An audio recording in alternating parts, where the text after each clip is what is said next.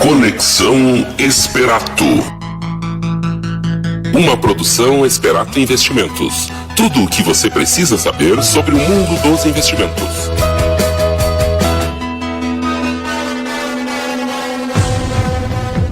Muito boa tarde, sejam bem-vindos a mais um Conexão Esperato, seu programa quinzenal que fala sobre investimentos, finanças pessoais, economia e empreendedorismo. O programa hoje, o número 41, Conexão Esperato, que você pode acompanhar lá desde o primeiro episódio na www.esperato.com.br e também na marca www.centraldoinvestidor.com. Meu nome é Felipe Fontana, sócio da Esperato Investimentos. Estou aqui no estúdio juntamente com Ranieri de Matos e Ronaldo Rosenthal, trazendo as informações do mercado financeiro diretamente dos Estados Unidos, Miami. Eliseu Mânica Júnior, sempre trazendo informações pertinentes para tomar decisão. Primeiramente, dá um alô aqui, um boa tarde aí para meus companheiros. Ronaldo, boa tarde, Ranieri. Boa tarde, Felipe, boa tarde, Ronaldo. Boa tarde, Felipe. Boa tarde, Ranieri. Voltando ao programa depois de cumprir uma agenda em Porto Alegre na última edição. Prazer estar de volta aqui no Conexão. Exatamente, seja bem-vindo novamente aí. O Ronaldo que estava em Porto Alegre no último programa, aí ficou só aí o Eliseu, Ranieri e nós três aí ficamos discutindo hoje. Com certeza vai enriquecer o programa com bastante informação. Bom, iniciando aqui com os indicadores da semana. Relatório Focus Banco Central, trazendo os dados novamente da inflação, demonstrando queda, que a gente acompanha isso aí desde o ano passado. Quem acompanha o Conexão Esperato sabe que esse cenário já estava meio previsto lá desde outubro do ano passado, quando começou o índice de inflação a recuar. Né, expectativa fechar o índice de inflação, pessoal, 2,95%, e é sempre polêmico, às vezes nos grupos de WhatsApp que a gente se encontra e-mails depois, mas Felipe, eu não vejo essa inflação caindo, né, e você a cada programa diz que a inflação está controlada. Isso aí tem rolo, né? Então, na verdade, é sempre importante falar que cada um tem a sua inflação. Isso a gente já vem falando em vários programas, cada um tem a sua inflação. Quando vê uma pessoa consome, utiliza mais do combustível, né, do que outra pessoa, mas o índice de inflação nada mais é nada menos do que uma cesta, né, de produtos, de consumos, e isso, a gasolina a gente vê que subiu nos últimos tempos, que tem puxado a inflação para cima, mas, né, Ronaldo, a gente vê a questão dos alimentos, tomate, cebola, né, todos esses alimentos aí, ele vem realmente, se eu pegar um preço do ano para cá, ele vem em queda, né? E o índice de inflação, como é medido em apenas algumas capitais, ele dá um gap muito diferente do interior. Aqui nós não temos a cultura, por exemplo, do transporte público, né? Já aqui é mais o automóvel, então com a alta gasolina a gente sente direto essa inflação no nosso bolso. Exatamente, né? E tudo. Então o ideal é cada um fazer a sua inflação, né? Fazer a sua planilha lá, verificar o quanto de consumiu naquele mês, no outro mês fazer esse controle, ver se realmente houve um aumento, né, no consumo. A gente vê realmente um controle ocorrendo aí, né? Mas é importante dizer que cada um tem a sua inflação, isso depende muito aí. E nos investimentos é fundamental a gente ter esse ganho, né? A gente tem uma inflação média de 4% ao ano, pelo menos a gente tem o mínimo 4, 5, 6%, né? Para ter realmente poder de compra. Chegar que o seu dinheiro daqui 30 anos tenha vale praticamente a mesma coisa que vale hoje. Então isso é nada mais, nada menos um índice importante para a gente acompanhar. Expectativa normalmente de queda, continuar caindo, né? Então o setor alimentício principalmente aí se beneficiando desse setor. A expectativa é queda, ano que vem expectativa de 4,6% a inflação, e isso dá margem novamente para mais queda de juros na economia, né? Quem acompanha os investimentos com uma maneira mais ativa verificou o CDI, né, que é o índice hoje aí de aplicações financeiras, nada mais nada menos que rendeu 0,64% esse mês. Quem acompanha a Conexão Esperato desde outubro já está preparado para essa queda de juro, preparado desde o ano passado, desde outubro do ano passado, está preparado com essa queda de juro que a gente fala. A expectativa é fechar o ano em torno de 7%. Né? E com esse cenário, a poupança hoje está no patamar de 0,45%. Né? Não tem ao mês, né? Quem estava acostumado com aquele 1% ao mês, artigo muito bem feito aí pelo Ronaldo, lá em março, lá via que 1% ao mês já era algo assim que a gente não vai ver tão cedo. Vai ter que buscar risco, né, Ronaldo, para isso, né? Começamos o ano com o CDI acima de 14, né, Felipe? E a previsão é fechar em 7. Então é um corte drástico, 50% praticamente. Exatamente. Então é aí que a gente bate na ideia que tem que ter o ganho acima da inflação. Não olhar apenas o número cru, 1% ao mês, mas sim um ganho acima da inflação. Essa é a ideia do investimento. Exatamente. Aí muitas aplicações financeiras de bancos hoje têm que se ligar, realmente estão pagando aí 70% de CDI, 80% de CDI, um valor realmente muito baixo, né? E dependendo do caso, tem que fazer cálculo perde para a poupança, né? Com essa taxa Selic baixa, com o CDI baixo, tem que ficar muito atento também para cestas de custo de conta. Boa. Isso é um valor que agora pesa muito. Com uma Selic alta, ganhando mais de 1% ao mês, ele não tem um impacto tão grande, mas agora com o seu retorno mais baixo, isso pesa muito na linha final do investimento. Exatamente. A gente sempre, isso é uma vantagem de estar conosco, né? Em cenários de alta ou baixa de juros, você vai estar lá com o assessor lhe ajudando, né? Quem nos acompanha, talvez há um bom tempo, já vê que o conservador tem que buscar uma carteira moderada, né? Buscar apimentar um pouco mais alguma coisa de fundos, um COI, que a gente falou muito bem, sair demais das aplicações conservadoras, que está rendendo aí realmente patamares mais baixos. Nada mais, o governo ele faz isso, o Banco Central ele faz isso pra gente realmente sair da zona de conforto, não deixar somente o dinheiro lá rendendo, ganhar o seu % ao mês, né? E quer que a gente dinheiro 1 milhão antes rendia 10 mil reais, né? 1 milhão hoje rende 5 mil, metade. Então o objetivo é buscar risco. Nós falamos, empreender, investir o dinheiro, não deixar parado uma aplicação financeira, jogar esse dinheiro na economia, gerar produtos, agregar valor, fazer um giro em toda a economia. Exatamente. Essa é a ideia do corte da taxa Selic. Exatamente. Isso aí tem muitos investimentos hoje que vai direto para o setor produtivo. A própria bolsa, né? Ainda mais você está financiando as empresas do país. O setor, principalmente de fundos, onde busca investir em infraestrutura do país, né? E com certeza isso gera também uma rentabilidade bem maior hoje que outras aplicações, né? E a segurança, Felipe? Como é que fica a questão de segurança aí? Vem a ideia do assessor financeiro, né? De explicar como diversificar uma carteira, como buscar cada vez mais entender os riscos do produto, né, a volatilidade, todos esses termos aí. Esse é o papel do assessor de investimentos. Não é à toa que a Esperato hoje busca aí, mais de 6 anos de empresa, aqui em Santo Ângelo, escritórios em Miami, escritório hoje em Porto Alegre, buscando parceiros hoje em Frederico, em várias regiões, e ao mesmo tempo aí uma custódia em torno de 109 milhões de reais, com a XP Investimentos, uma grande parceira, com mais de 100 bilhões de reais, aí com setores, pessoas especialistas em investimentos. Ok? Expectativa também aqui do PIB, novamente, expectativa aí de 0,70% no ano, para quem teve um PIB pífio, né, nos últimos 3 anos. PIB, Produto Interno Bruto, crescimento da indústria, com certeza aí vai ter forte. Muita gente perguntando mesmo na rua, ontem foi bem interessante, falando com algumas pessoas aí, como é que vai ser o ano que vem, e a gente vai começar a discutir já nos próximos programas onde investir em 2018. Eu espero que já tenha essa cultura, né, de já em outubro, novembro já vamos começar. Ano passado em setembro já começamos eventos para os clientes, onde a gente já trazia onde investir em 2017, e aí a partir do próximo programa onde investir em 2018, traçando o cenário, né? E voltando ali, o pessoal me pergunta, Felipe, como é que vai ser 2018? A expectativa é muito boa aí pra gente ver nos dados, principalmente do Produto Interno Bruto. A expectativa é crescer 2,38% PIB, algo assim muito bom pra gente que não cresce mais de 3 anos, né? E aí veio um dado muito interessante hoje de manhã. Encomendas para o Natal já elevam produção na indústria, né? Então, segundo a matéria do jornal o Globo, de onde o setor varejista espera o melhor Natal em 4 anos. Olha aí, ó, pessoal do varejo, principalmente de Santo Ângelo, e aí de todo o Brasil que nos acompanha também, o setor varejista espera o melhor Natal em 4 anos. Fundamental, olha, para se planejar desde agora, né? Gestão desde agora para o empresário, né? Começar desde agora, planejar esse crescimento aí. Ponto que já começa a ser sentido pela produção de segmentos tradicionalmente ligados às festas de final de ano. Na média entre junho e agosto, período que as encomendas natalinas começam a ser feitas, o segmento de eletrônicos registra alta de 20,4% na produção.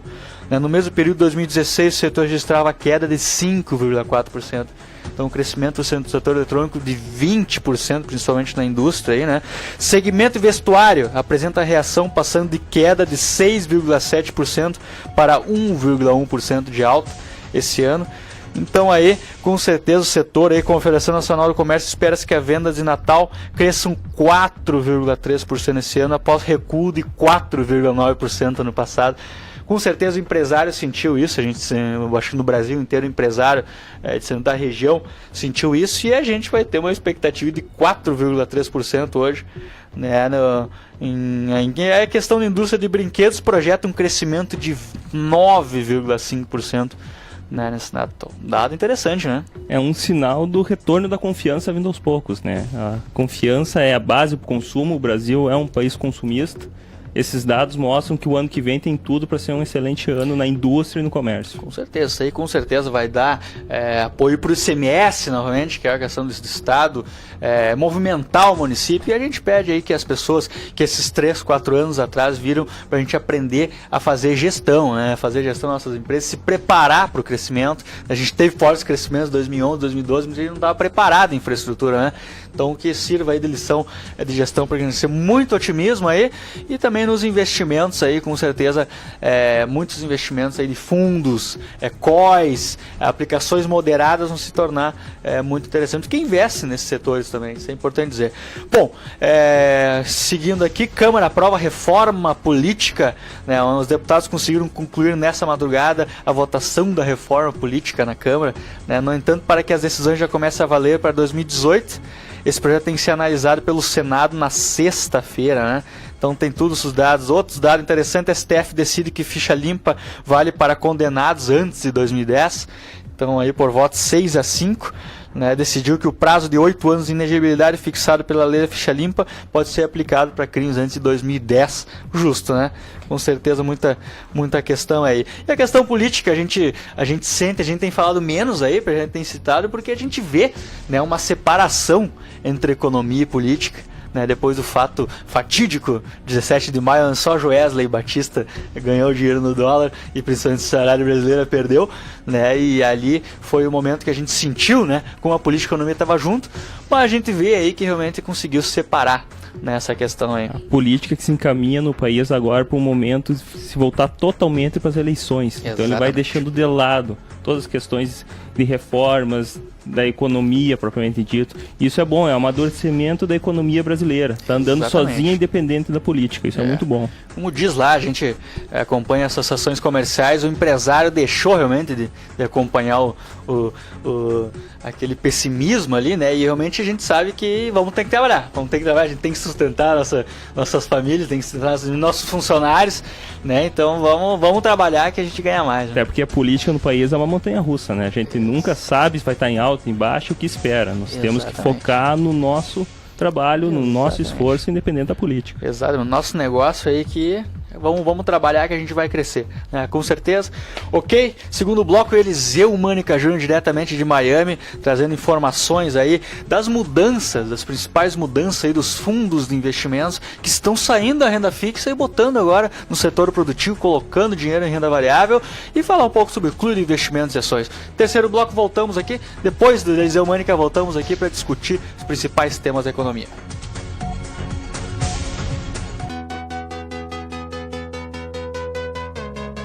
Conexão Esperato. Uma produção Esperato Investimentos. Tudo o que você precisa saber sobre o mundo dos investimentos.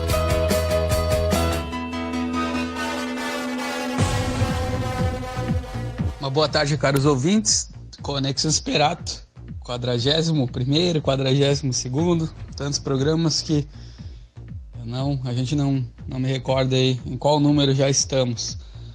É um prazer aí estar podendo participar novamente. Nesse segundo bloco, a gente vai comentar um pouquinho mais sobre algum movimento, dois movimentos principalmente. Um dos principais fundos aí do Brasil, que é considerado por alguns o melhor gestor de investimentos aí, ou um dos melhores gestores de investimentos do Brasil. E o segundo movimento, o movimento dos fundos de pensão, né? Que está começando ocorreram algumas mudanças agora que vai influenciar todo o cenário de investimentos aí daqui para frente. A questão de um fundo, ou de um dos melhores gestores do Brasil, que é o Márcio Appel, essa semana, o fundo que ele administra, que tem aí mais de 6 bilhões de reais administrados por ele, né? Ocorreu uma mudança de que a gente já comentou aqui no programa, que a gente insiste, porque a gente já viu também, já tem essa visão de que ele está fazendo agora, ele está abandonando então a parte de renda fixa da carteira dele, ele comentou, e que em maio, junho começou esse movimento também, e agora divulgou, né, que foi porque alguns gestores para o mercado não saber exatamente o que eles estão fazendo, para dar tempo para ocorrer uma movimentação no fundo deles, né, para eles trocarem os ativos, eles depois aqui trocam os ativos aqui, comentam o mercado. Então ocorreu uma movimentação no fato que ele abandonou, retirou a parte de renda fixa, já não vê como potencial, e aí vai aplicar em outras modalidades de investimento, né? Tudo isso a gente já comentou aqui no programa, a gente insiste nisso, que desde o ano passado os juros vão cair, que o Brasil está melhorando, cada vez mais dados e fatos corroboram, então, com isso que a gente comentou e vem comentando no programa, e que mesmo o investidor que é conservador, ele teria que migrar um pouco, então, aí da parte da renda fixa, principalmente a renda fixa pós-fixada, para investimentos com um pouquinho mais de risco. Ele vai ter que correr risco, porque senão os juros, ele não vai rentabilizar quase nada. Os juros estão caindo. A previsão dos juros agora é 7% no final do ano. E há uma previsão de que esses juros possam cair um pouquinho ainda mais do que inclusive nós comentamos aqui no programa. Então isso é muito bom, é bom para o Brasil. É bom pelo sentido porque fica mais barato, torna mais acessível o crédito, né? O consumo facilita também. Então isso é bom quando tem taxa de juros de real de mercado desenvolvido. A inflação também caindo bastante, a 3,5%. Nos Estados Unidos, que é uma inflação já baixa, é de 2%, 2,5% ao ano. Então a gente está chegando a nível de inflação, a nível de juro real. O juro real é o juro nominal descontado da inflação, perto de mercado desenvolvido. Isso é muito bom, porque com juro baixo, além desse fator consumo, é possível realizar uma projeção de investimento mais a longo prazo por parte de empresas, por parte de pessoas que realizam investimentos na economia real, né? Então, uma das grandes notícias aí, um dos maiores gestores do Brasil, tirando então a parte de renda fixa, alocando em ativos aí com um maior potencial de rentabilidade. Segunda questão é a questão dos fundos de pensão.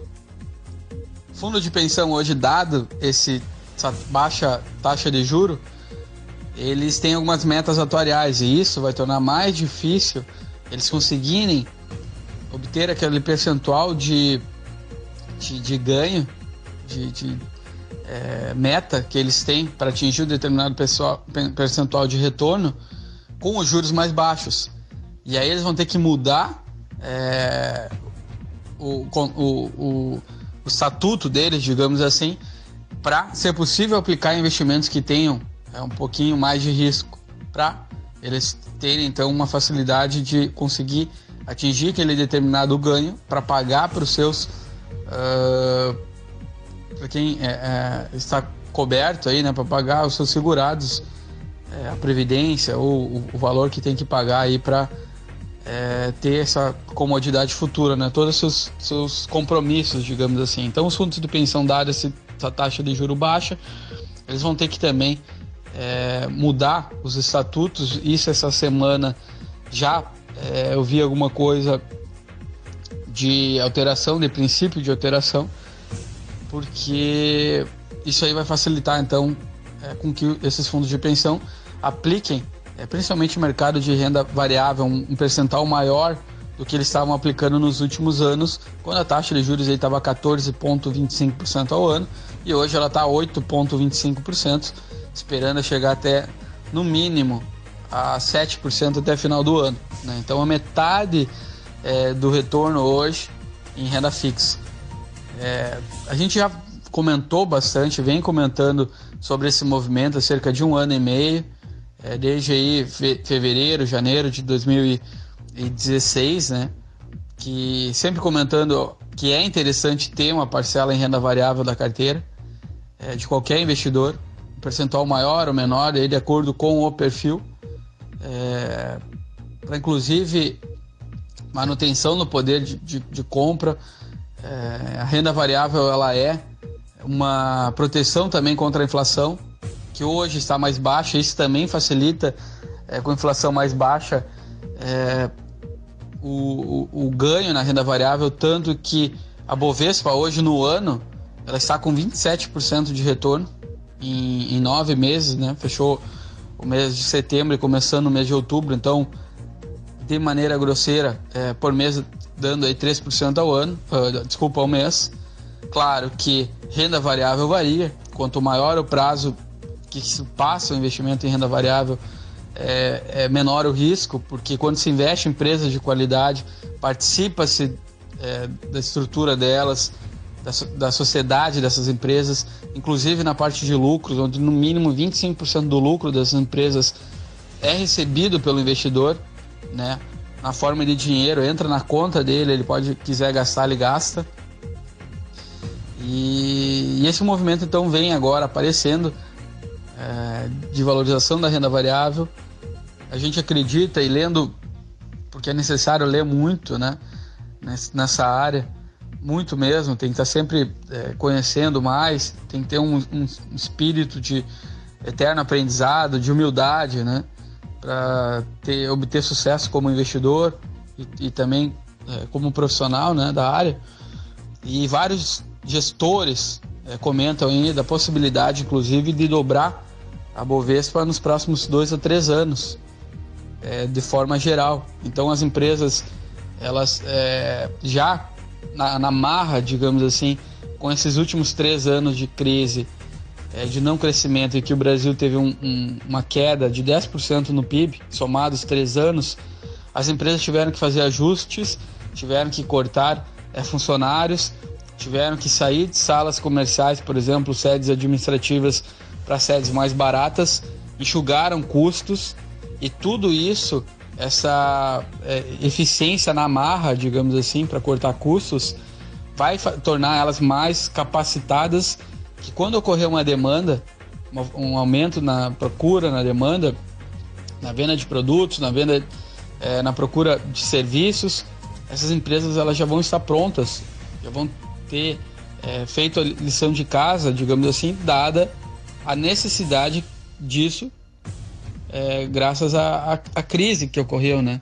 Então elas se readequaram, elas cortaram custos, e isso vai fazer com que elas ganhem mais eficiência, e que nos próximos anos, aí, principalmente empresa de capital aberto, que tem ações negociadas no mercado financeiro, na Bolsa de Valores, tendem aí a andar muito bem, né? E graças a essa explicação, então, da própria crise, né? E a economia já vem dando sinais de melhoria, já vem com confiança do consumidor, venda de carros, confiança dos gerentes, né, também, que é quem faz compra, a confiança da indústria vem melhorando também. Então são dados aí, PIB revisto para cima, tanto esse ano quanto o ano que vem. O PIB é tudo aquilo que é produzido na economia durante um ano, né? E então tudo isso facilita para quem tem investimento em ações. Claro, pensamento de médio prazo, longo prazo, de investir em companhia, de saber no que está comprando, ou ter a assessoria de quem faz isso, né? Quem tem esse conhecimento e informação hoje é a maior moeda de troca, como diz meu pai, né? É a maior moeda de troca aí do nosso tempo. Então esse movimento que a gente vem comentando de melhoria da economia, de melhora da economia, de sempre o investidor ter algo, você que nos ouve aí, ter algo na área, no setor de investimento de renda variável, obviamente com conhecimento da empresa, do diferencial competitivo do que a empresa faz, porque um investimento não é uma especulação, o próprio nome já diz, é um investimento. Bolsa de Valores não é um cassino, é um local em que o investidor, principalmente paciencioso e principalmente o investidor que investe com uma margem de segurança, que tenha, por exemplo, empresas que têm ativos que valem mais do que ela está valendo em valor de mercado, isso em certos momentos ocorre, por exemplo, o que ela tem de imóveis, o que ela tem de caixa, vale mais do que o valor de mercado dela, isso a gente já viu isso, eu já vi isso. Então, sempre quando você tem informação, conhecimento, isso tende a diminuir o risco num setor, numa modalidade de investimento, mesmo a renda variável, né? E a gente sempre apoiou, comentou desde o ano passado, olha, a economia está melhorando, indicadores antecedentes estão mostrando isso, olha, é sempre interessante ter uma parcela do patrimônio em renda variável, um percentual maior ou menor, de acordo com o seu perfil do investidor. Então, no ano, atualizando, né, a Bovespa vem, o Ibovespa, que é o índice benchmark, que é o índice que serve como referência aí no Brasil, ele vem aí com 27% de retorno no ano, e o investimento que a gente tem, o clube que a gente tem aí na Esperato, está vindo com 54%, né?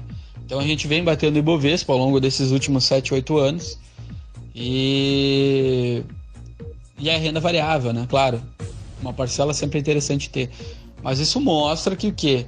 Que a própria Bolsa já é um indicador antecedente, ela antecipa alguns eventos do que vai ocorrer na economia, antecipa aí 6, 8 meses, né? Então a gente vem com esse retorno, a gente fica muito feliz, e principalmente feliz é o pessoal de Santo Ângelo que nos apoia e que investe aí, conosco, né? Acredita no nosso potencial, principalmente no clube que está conseguindo pegar essa alta aí do Ibovespa com um pouco mais até de eficiência, né? Mas é isso, pessoal. Então, nesse bloco, na minha participação, comentei a mudança de um dos maiores gestores aí do Brasil, que está retirando a parte de renda fixa da sua carteira e vai aplicar em outras modalidades de investimento, fundos multimercados ou a própria renda variável, porque ele já não vê tantos ganhos, né? Tanto potencial de ganho na parte de renda fixa, né? E comentei também então o andamento do mercado de renda variável, das ações e a alta do ano e todos os indicadores aí que estão presentes, cada vez mais fortes, que mostram aí que o cenário é de melhoria e que isso já está ocorrendo, né, para não ainda, quem sabe, grande parte da população, mas que já são sinais claros de que a economia está melhorando e que tem tudo para ter um período até, pode ser, se estender, de taxa de juros baixas, né? Então é o momento de a gente rever, quem sabe, os investimentos e verificar se a sua carteira de investimentos está adequada aí para o momento atual, ok? Eu agradeço aí a oportunidade, muito obrigado pelo seu tempo aí, que a gente sempre frisa, o tempo é o ativo mais precioso do ser humano. Então escolha bem o seu caminho aí, o que vai fazer diariamente, porque tempo a gente não tem como comprar, né? Infelizmente, e inclusive nos investimentos ele é muito importante. Uma boa tarde, voltamos aí no terceiro bloco, Felipe e Ranieri. Um grande abraço a todos, valeu!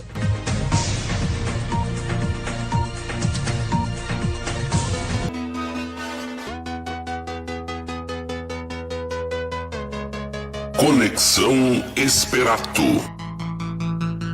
Uma produção Esperato Investimentos. Tudo o que você precisa saber sobre o mundo dos investimentos.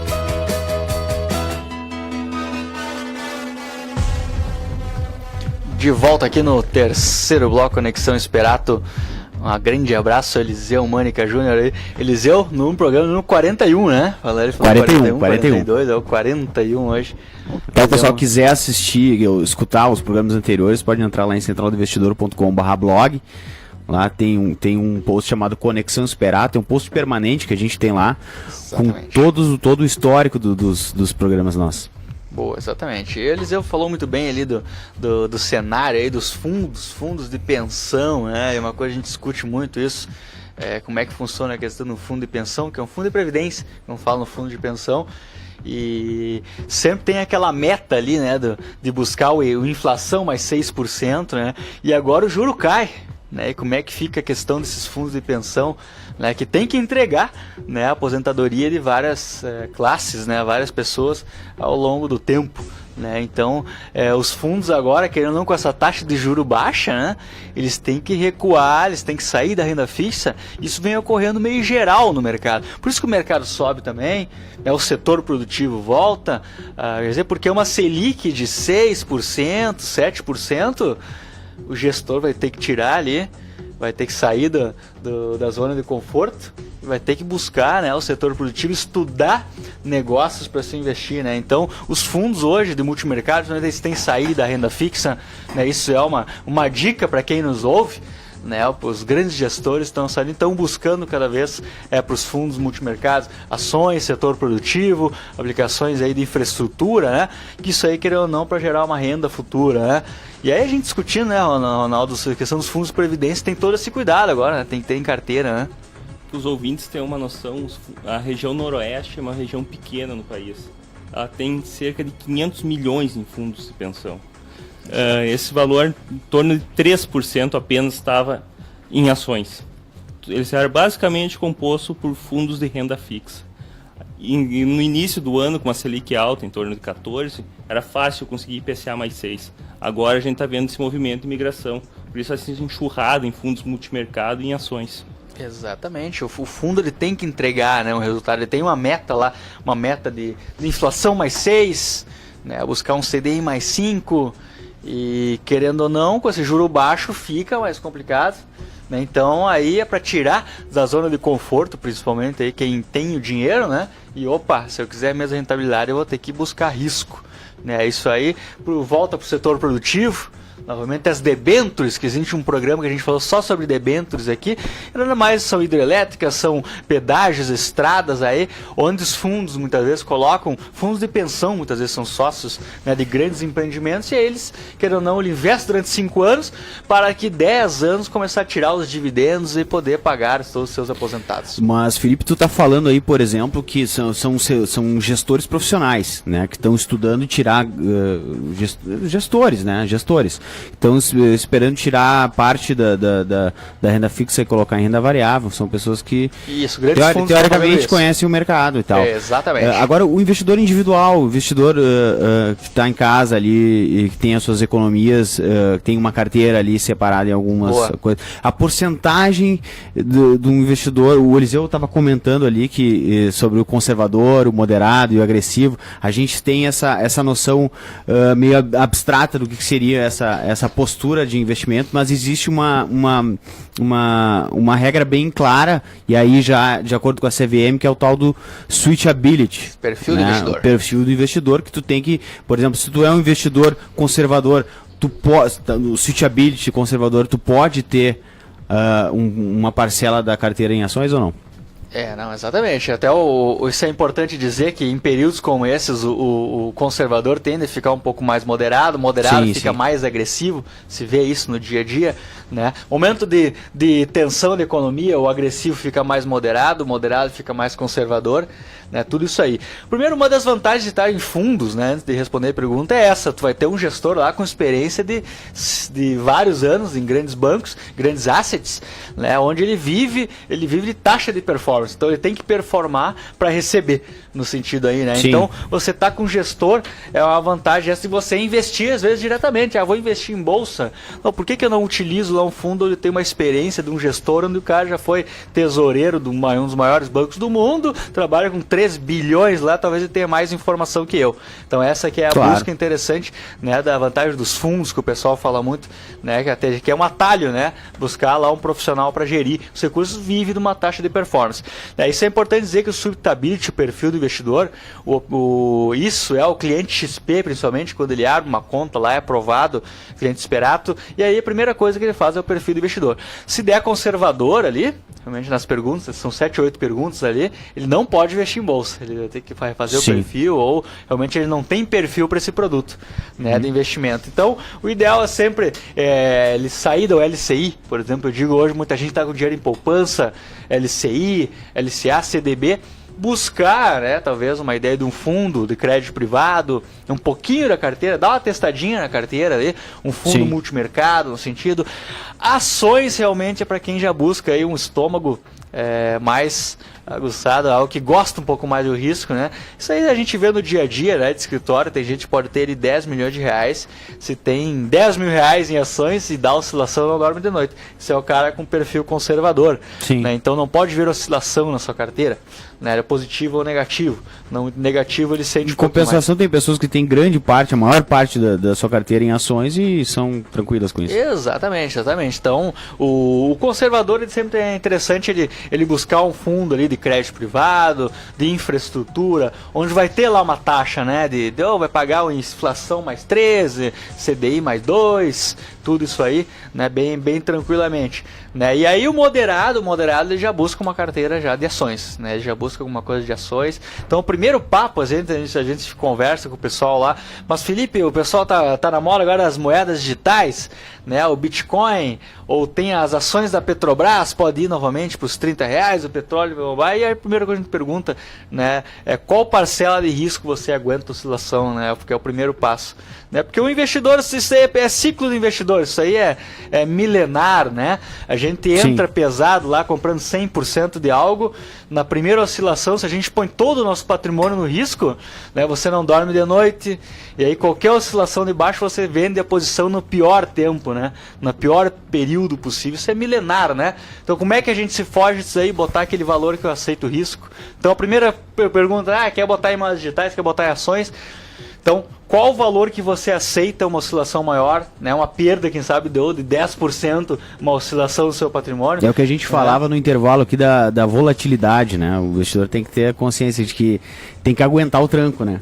Aguentar ver o investimento descer lá, subir. E no momento que você diversifica isso, eu aceito que 10% do meu patrimônio ele está sujeito a oscilações bruscas, né? Então você vê crises como 17 de maio, onde depois da questão da JBS, você via ações caindo muito aquele dia, e aí no momento que você está bem diversificado, está bem tranquilo, você vê esses períodos como oportunidades. É isso que é importante dizer. Você vê como oportunidade. Você não está muito alavancado, você você vê esses períodos aí como assim, realmente posso aumentar o meu capital de risco. Porque aquele patrimônio que eu tenho lá, eu aceito, eu já estava me esperando isso aí. E esse é o cara vencedor na bolsa, né? Que quando ele coloca aquele 5% no risco, querendo ou não, em 10, 15 anos aquilo ali pode se transformar numa fortuna, né?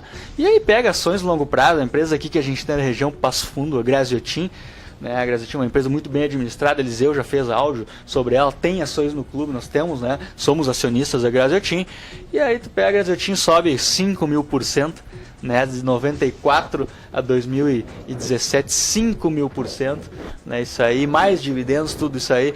Então, querendo ou não, você, dependendo se você está muito com o valor que você aceita, não aceita, você está com 30% do patrimônio em ações, qualquer subidinha que der, você vende, ou qualquer quedinha que der, você vende. Por que você não faz o contrário, né? Vamos alocando aos poucos aquele valor que eu aceito, aquele 5%. Eu aumentei minha renda agora no meu emprego, aumentei minha renda na renda fixa, jogo um pouquinho para ações, mas ainda deixo ali os 5%. Daí o cliente XP, ele tem lá o percentual, né, o direitinho de o que ele tem em cada produto. Isso aí é um auxílio para o assessor. É legal de ver na plataforma da XP, a plataforma da XP deixa bem claro para o investidor, fica bem visual, né? Como que está separada a carteira dele. Até o pessoal, o ouvinte que está ouvindo, o pessoal que está ouvindo em casa agora, quiser ver como é que funciona a plataforma, a abertura abertura de conta é gratuita, não é? É gratuito. Entra em contato conosco lá, www.xpi.com.br, entra no site, entra em Acho contato que esperatoinvestimentos.com.br tem um botão, abre a sua conta lá, bem tranquilo. Exatamente, e aí lá já cai direto para nós, põe o telefone, e-mail, como quer ser contatado, né? E aí a gente já dá andamento, explicando como é que funciona, e aí a plataforma hoje é XP, eu digo que... É espetacular. Não tem mais volta, você consegue acompanhar ali o rendimento líquido das obrigações, patrimônio histórico mês a mês, e quer fazer a comparação com a poupança, CDI e líquido, né? Essa é uma coisa que a XP quer mudar, principalmente a forma. Hoje se fala muito em linguagem, gente que é do mercado é acostumado com isso, a 100% CDI, 150% CDI. O cliente quer saber quanto é que está ganhando líquido na última linha, quanto é que eu estou ganhando, né? Então a XP agora colocou lá na sua plataforma, mês a mês, o cliente quanto é que ele está ganhando líquido ali. Isso aí vai exigir cada vez mais os profissionais, né, como gerentes, assessores, né, para ajudar realmente o cliente nos seus objetivos. E a plataforma lá então separa o 40% em renda fixa, 20% em multimercado. Tudo isso aí tá bonitinho, separado, né, Ronaldo? Acho que esse é o diferencial grande, né? A ideia é facilitar sempre para o investidor, né? É ter uma linguagem simples, uma linguagem direta e essa proximidade com ele. Ele não entrar na nossa plataforma, ele verifica isso. É um gráfico bem ilustrativo, bem claro, ainda tem um assessor para auxiliar. Essa proximidade que eu acho que ajuda muito no crescimento da Esperato na região. Exatamente. Essa ajuda do assessor é fundamental, né? Não adianta só ter uma plataforma lá, mas ter realmente o Eliseu lá sempre ligado no mercado, o Ronaldo, toda a equipe, o João, toda a equipe Esperato aí para ajudar, né, na tomada de decisão, né? Aproveitando, entrando nisso no mercado, Felipe, ontem nós vimos um anúncio do governador anunciando diminuição do Estado na participação do Banrisul. E o efeito disso foi as ações dispararem. Sem entrar no mérito se isso é bom para o Banrisul, se é bom para o Estado, nós viemos com uma tendência agora em todo o Estado, em todo o Brasil, de diminuir a porcentagem do Estado nas empresas.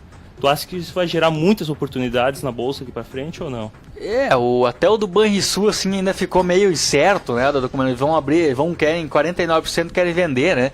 Se o governo vai dar um caixa aí de 2,6 bilhões, né, para o governo. Infelizmente aquela questão vendem, né, para realmente vendem um ativo para pagar despesa do dia a dia, né? Infelizmente é algo, se fosse o contrário, né, fosse vender, mas para utilizar isso como investimento em infraestrutura, para gerar mais receita, seria algo interessante. Não há um projeto de controle de gastos também, os gastos continuam aumentando.